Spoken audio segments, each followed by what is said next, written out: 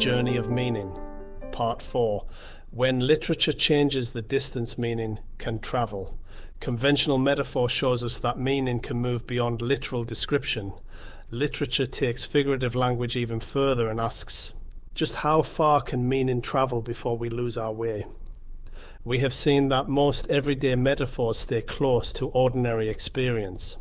A heart of stone, a warm welcome, or a road to recovery do not take much effort to understand because the mental leap is a very short one. Let's go back to Dylan Thomas's Fishing Boat Bobbing Sea.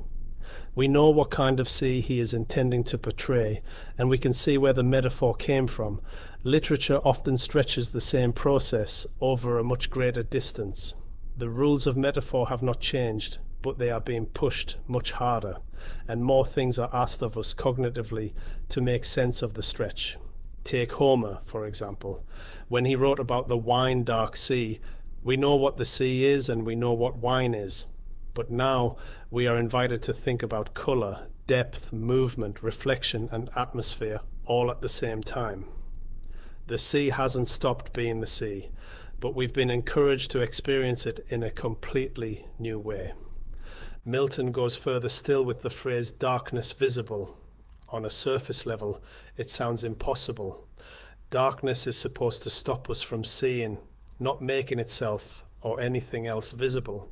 Somehow, however, our minds are able to hold both ideas together. We understand ordinary experience while accepting that what we know about the natural world, about darkness, has been turned inside out. Similarly, when Emily Dickinson writes, "Hope is the thing with feathers," hope becomes a bird. The metaphor takes us on a further journey as the bird sings, survives storms, and keeps going in the face of failure. As the poem unfolds, the metaphor grows. Dylan Thomas achieves something different with the phrase Bible black in Under Milk Wood. He isn't just talking about a colour, but brings with it everything that we associate with the Bible: age, authority, and the place it holds in our culture and memory. The simple description of a shade of black carries a whole history with it. In the same work, he also mentions slow black and crow black, anthracite statues, and silent black bandaged night. And as with Bible black, the reader can conjure up exactly what the author means. This is what literature does. Writers pack more and more meaning into the same expression. The reader is asked to follow several connections at once. Colour connects with memory, while objects connect with emotion, and history connects with personal experience. The longer we spend with language, the more meaning keeps unfolding. Nonetheless, stretched though meaning is, literature never completely loses its footing with the real and ordinary world.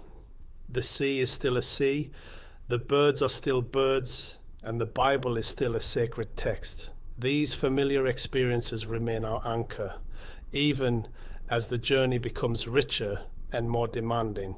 But what changes is that metaphor does not stop at the single line of a poem or story. It continues to grow until it shapes an entire story and creates entire worlds.